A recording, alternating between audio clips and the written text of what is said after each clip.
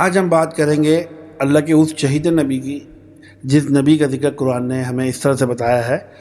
آج ہم بات کریں گے حضرت ابراہیم علیہ السلام کا۔ حضرت ابراہیم علیہ السلام کے بارے میں آپ کو اتنا بتا دوں، حضرت ابراہیم علیہ السلام عراق کے شہر بابل میں پیدا ہوئے، اور وہ بابل کے جو لوگ تھے وہ بت پرست تھے، ان کے باپ سمیت۔ ان کے باپ بھی ایک بتوں کی پوجا کیا کرتے تھے عراق میں بابل شہر میں۔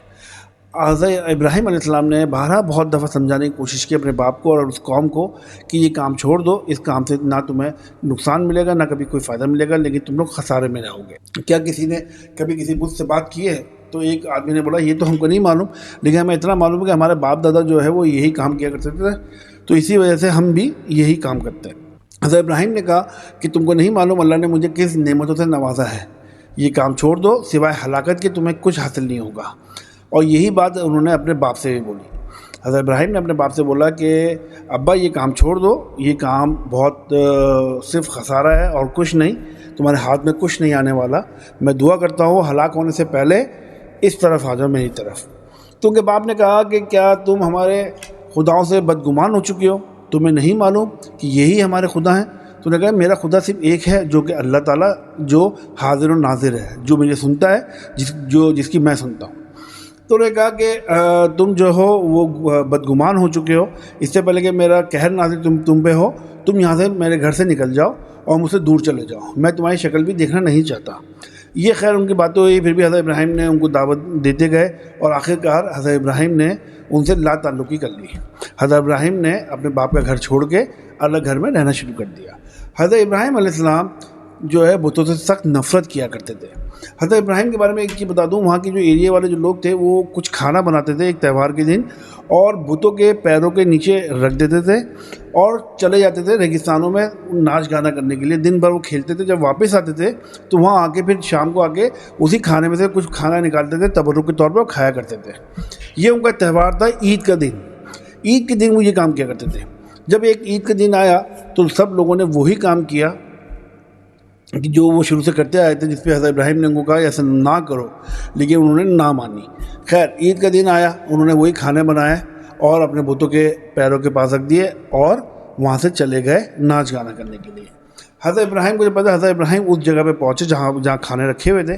حضرت ابراہیم نے کیا کیا، وہاں پہلے مسکرائے کہ یہ کیا بچکانہ چیزیں۔ حضرت ابراہیم نے ایک کلاڑی اٹھائی، اور جب وہاں پہ جتنے بھی بت رکھے ہوئے تھے جن کے پیروں کے نیچے کھانا رکھا ہوا تھا، حضرت ابراہیم علیہ السلام نے اس کلاڑی کے ذریعے اس کلاڑی سے تمام بتوں کو توڑ دیا۔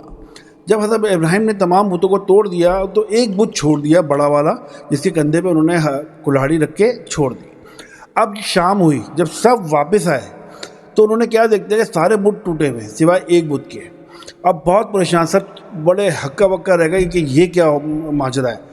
تو سب نے کہا کہ یہ اور کوئی نہیں، یہ صرف اور صرف ابراہیم ہی ہو سکتا ہے، ابراہیم کے علاوہ اور کوئی نہیں کر سکتا ایسا کام۔ حضرت ابراہیم کو بلایا جائے۔ حضرت ابراہیم کو جب بلایا گیا، حضرت ابراہیم نے کہا کہ میں نے تو کچھ بھی نہیں کیا۔ تو انہوں نے کہا نہیں تم ہی کرتے ہو، تم ہی ہمارے خداؤں سے بدگمان ہو۔ انہوں نے کہا کہ کام کرو، یہ جو بڑا بت ہے اس سے پوچھ لو، یہ تو صحیح سلامت ہے، یہ بتا دے گا۔ تو انہوں نے کہا یہ کیسے بتائے گا؟ انہوں نے کہا جب یہ تمہیں کچھ بتا نہیں سکتا، کچھ تمہارا سن نہیں سکتا، تو تم کیوں اس کی پوجا کرتے ہو؟ تو لوگوں کو اور غصہ آیا، لیکن ان لوگوں نے حضرت ابراہیم کی بات نہ مانی اور یہ بات لے کے جا کے وہاں کے جو بادشاہ تھا اس بادشاہ کو بتا دی۔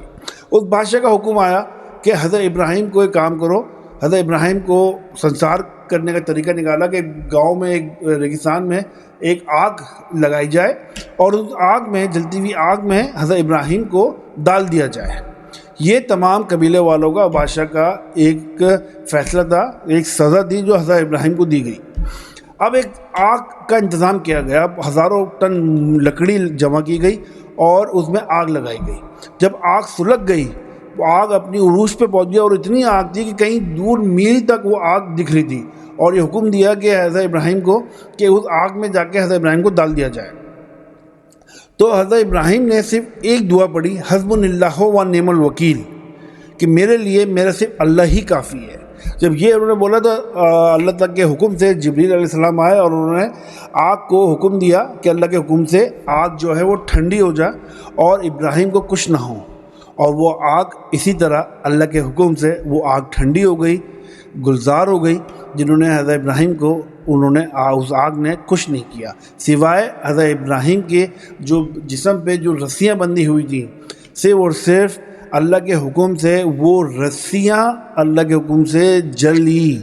حضرت ابراہیم کا ایک بال بھی باقی نہیں ہوا سوائے ان رسیوں کے، اور حضرت ابراہیم اس آگ میں بہت پیار سے، بہت آرام سے وہاں بیٹھے رہے، اور یہ ماجرا سب لوگ دیکھتے رہے، ہکا بکا دیکھتے رہے۔ اور حضرت ابراہیم جب اس اللہ کا حکم ہوا کہ اب آگ سے باہر آؤ، تو حضرت ابراہیم علیہ السلام جب اس آگ سے باہر آئے تو لوگوں نے یہ معجزہ دیکھا اور سمجھ میں نہیں آتا کہ یہ کیا معجزہ ہے۔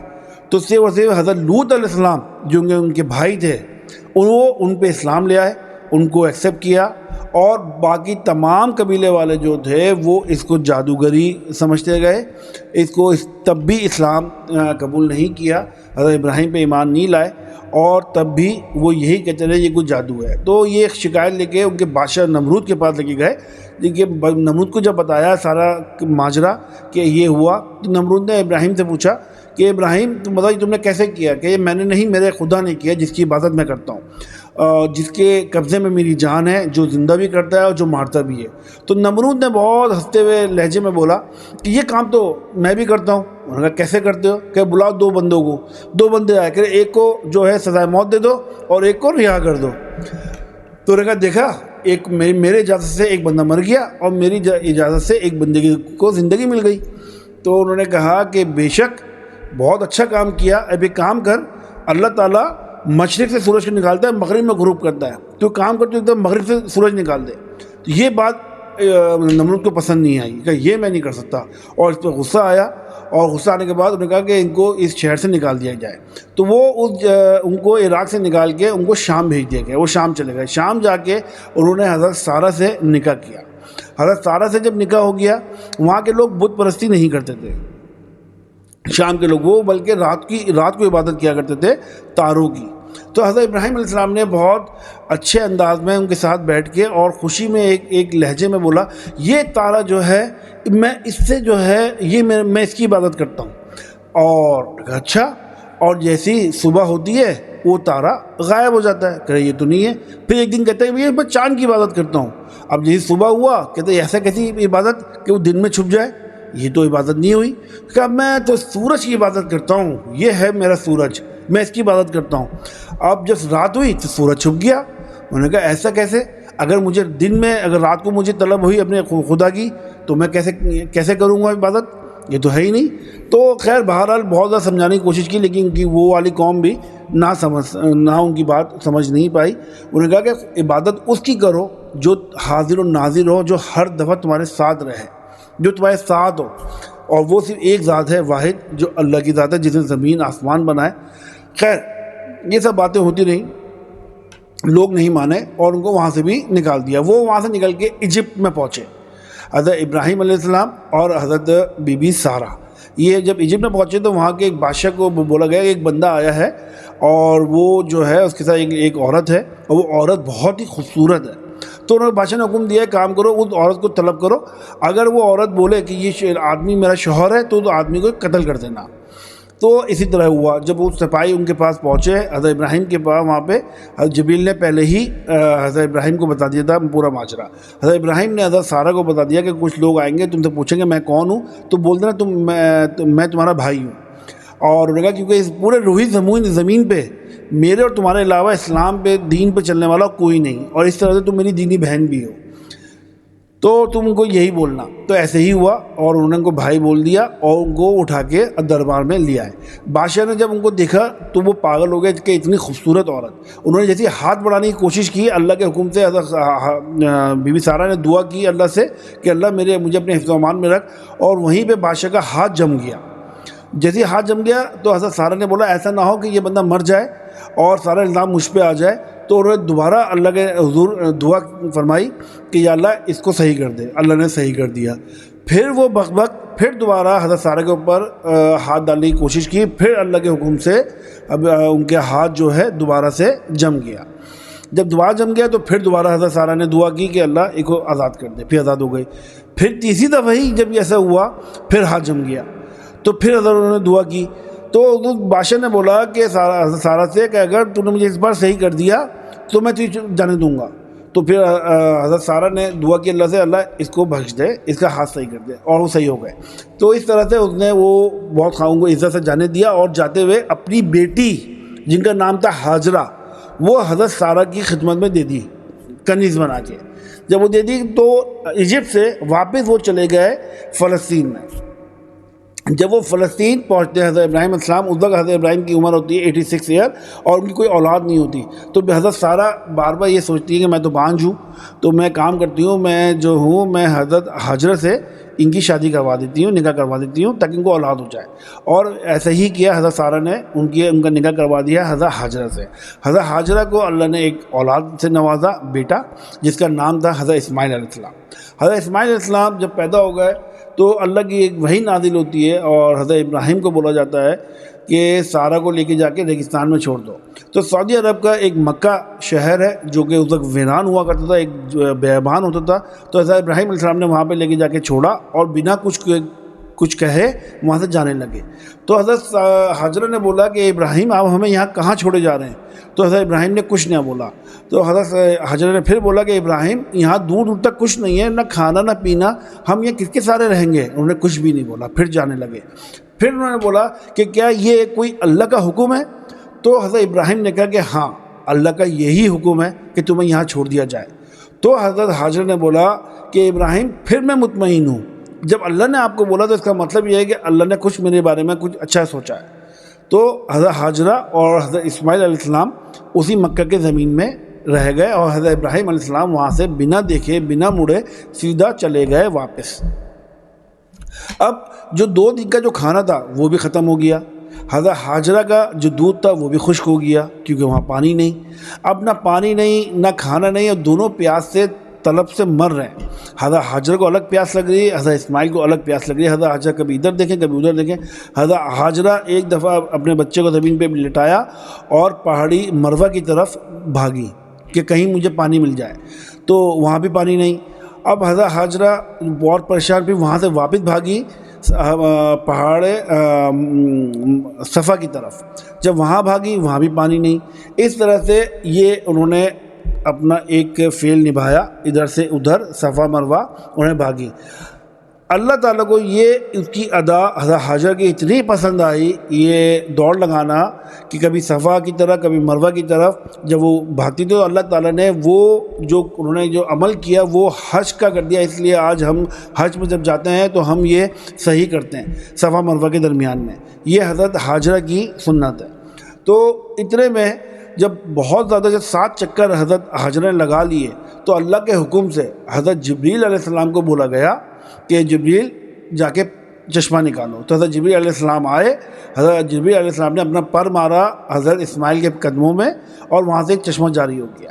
اب جب چشمہ جاری ہوا اب وہ پانی اتنا تھا، ہر جگہ سے پانی بہہ رہا تھا، بری طرح بہہ رہا تھا، ہر جگہ تو ابل رہا تھا، ہر زمین سے آس پاس کی جو زمین تھی وہاں سے پانی ابلنا شروع ہو گیا. اور حضرت جس کو ہم آج زمزم کہتے ہیں، اور حضرت حاجرہ نے کیا کیا، اس پانی کو دیکھ کے بہت خوش ہوا، لیکن پانی اتنی تیزی سے بہہ رہا تھا. حضرت حاجرہ نے اس پانی کو روکنے کی کوشش کی. حضرت حاجرہ نے اس پانی کے چاروں طرف باؤنڈری پتھر لگانا شروع کیا کہ کہیں پانی ضائع نہ ہو، لیکن پانی رکنے کا نام نہیں لے رہا تھا. اس لیے حضرت حاجرہ نے کہا زمزم کہ رک جا. تو محمد صلی اللہ علیہ وسلم فرماتے ہیں کہ اگر بی بی حاجرہ تھوڑی سی جلد بازی نہ کرتی تو آج یہ زمزم سے چشمہ نہیں، یہ ایک نہر ہوتی. یہ اتنا پانی نکلتا، یہ بہتا، دنیا بھر میں یہ جاتا اگر حضرت حاجرہ زمزم نہیں کہتی.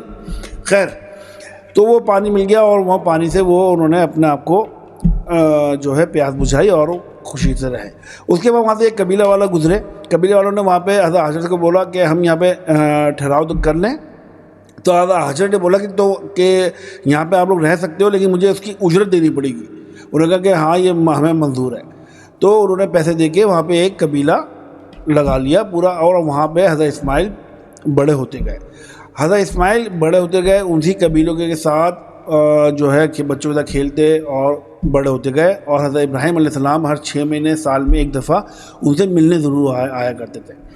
خیر، اب یہ کہانی آگے بڑھتی گئی، چیزیں ٹائم نکلتا رہا. تو جب حضرت اسماعیل علیہ السلام نے جب ہوش سنبھالا تو ایک دفعہ پھر حضرت ابراہیم علیہ السلام کو ایک وحی نازل ہوتی ہے، اور وہ وحی حضرت اسماعیل کے لیے تھی، جس کو ہم سب جانتے ہیں۔ حضرت ابراہیم کو بولا گیا کہ تمہیں اپنے بیٹے کو میری راہ میں قربان کرنا ہے۔ حضرت ابراہیم نے لبیک کیا، اور حضرت ابراہیم نے وہ چیز، اپنا خواب حضرت اسماعیل کو بتایا۔ جب حضرت اسماعیل کو بتایا تو حضرت اسماعیل نے حضرت ابراہیم اپنے والد سے کہا کہ ابا آپ مجھے کبھی پیچھے نہ ہٹتے ہوئے نہیں دیکھیں گے، اور جو اللہ نے آپ کو حکم دیا ہے آپ ویسا ہی کریں۔ حضرت ابراہیم بہت خوش ہوئے اپنے بیٹے کی بات سن کے، اور حضرت ابراہیم علیہ السلام اپنے بیٹے کو لے کے چلے گئے مکہ کی پہاڑی پہ۔ جب مکہ کی پہاڑی پہ پہنچتے ہیں، حضرت ابراہیم علیہ السلام کے دل میں تھوڑا سا ڈر، لیکن مطمئن تھے وہ کہ میرے اللہ نے جب مجھ سے مانگا ہے تو مجھے دینا ہے، مجھے پیچھے نہیں ہٹنا ہے۔ وہ چیز تو ان کو ایک ڈیم شیور پتہ تھی کہ مجھے ایسا نہیں کرنا۔ تو حضرت ابراہیم علیہ السلام نے اپنے بیٹے کے چہرے پہ، آنکھوں پہ پٹی باندھی، اور ایک خنجر نکالا، ایک پتھر پہ لٹایا، اور انہوں نے اللہ کا نام لے کے ان کے گردن پہ چھری چلا دی۔ جب چھری چلا دی تو انہوں نے جب پٹی اپنی آنکھوں سے ہٹائی تو دیکھا کہ ایک دمبا وہاں پہ ذبح ہوا ہے، اور حضرت اسماعیل علیہ السلام پیچھے کھڑے ہوئے مسکرا رہے ہیں۔ تو اللہ کو صرف یہ دیکھنا تھا کہ یہ میرا نبی کس حد تک میرے ساتھ ہے ہر آزمائش میں۔ تو کیونکہ اللہ نے فوراً جبریل کو بھیج کے حضرت اسماعیل کو ہٹا کے اور دمبا دے دیا۔ جب حضرت ابراہیم علیہ السلام حضرت اسماعیل کو لے کے واپس جب حضرت حاجرہ کے پاس آئے تو بہت خوش ہوئے حضرت حاجرہ کہ اللہ نے آپ کو جس آزمائش میں ڈالا تھا وہ آزمائش میں آپ کو اللہ نے پورا کیا۔ یہ حضرت اسماعیل کا واقعہ ہے، حضرت ابراہیم کا، جو ہمیں کتابوں میں ملتا ہے، جو آج بھی ہم یہ رکن حج میں کرتے ہیں۔ حج ہونے کے بعد ہم جو قربانی کرتے ہیں وہ حضرت ابراہیم اور حضرت اسماعیل کی سنت ہے جو ہم کرتے ہیں، جو اللہ نے ہمیں اس کا حکم دیا ہے۔ یہ وہ واقعہ ہے جو ہمیں قرآن میں ملتا ہے، قرآن کے ان پنوں میں ملتا ہے جو ہم پڑھتے ہیں لیکن کبھی سمجھتے نہیں۔ لیکن ہمیں چاہیے کہ ہم ترجمے کے ساتھ قرآن شریف پڑھیں اور اس پہ عمل کرنے کی توفیق عطا کریں۔ ساتھ میں حضرت اسحاق پیدا ہوتے ہیں حضرت سارہ کی۔ حضرت سارہ جو کہ ان کی پہلی وائف تھی، ان کی عمر تھی 90 سال، اور حضرت ابراہیم کی عمر تھی 120 سال، جس پہ ان کو اب اولاد کا شوق بھی نہیں، کیونکہ وہ مان چکی تھی کہ میں جو ہوں ایک بانجھ ہوں۔ جب ان کو خوشخبری ملی کہ آپ جو ہے ماں بن گئی ہیں، ماں بن رہی ہیں، تو انہوں نے کہا، فرشتوں کو بولا کہ ایسا کیسے پاسبل ہے کہ میرے شوہر کی عمر 120 سال ہے، میں خود 90 سال کی ہوں۔ اللہ کے گھر میں دیر ہے اندھیر نہیں، آپ اللہ کے فیصلوں پہ آپ شک نہ کریں، یہ اللہ کا دینا ہے۔ تو انہوں نے کہا بہت خوش ہوئے، اور وہ پیدا ہوتے ہیں حضرت اسحاق علیہ السلام۔ حضرت اسحاق علیہ السلام حضرت ابراہیم کی اولاد ہیں، اور وہ ہیں حضرت سارہ سے۔ اور حضرت ابراہیم کی جو دوسری وائف ہیں وہ ہے بی بی حاجرہ، ان کے بیٹے ہیں حضرت اسماعیل علیہ السلام۔ یہ ایک گھرانہ ہے جس کو ہم لے کے چلتے ہیں۔ اور حضرت اسحاق خود ایک نبی، حضرت ابراہیم خود ایک نبی، اور حضرت اسماعیل خود ایک نبی۔ یہ تین وہ لوگ جو ایک نبوت کو لے کے چلے۔ یہ وہ گھر ہے جس میں باپ بیٹے سب نبی ہیں۔ تو گائز، یہ ہے وہ واقعہ جو قرآن ہمیں بتاتا ہے حضرت ابراہیم علیہ السلام کا، اور حضرت اسماعیل علیہ السلام کا، اور حضرت حاجرہ اور حضرت سارہ کی واقعہ۔ پھر ملیں گے اگلی ویڈیو میں۔ اللہ حافظ۔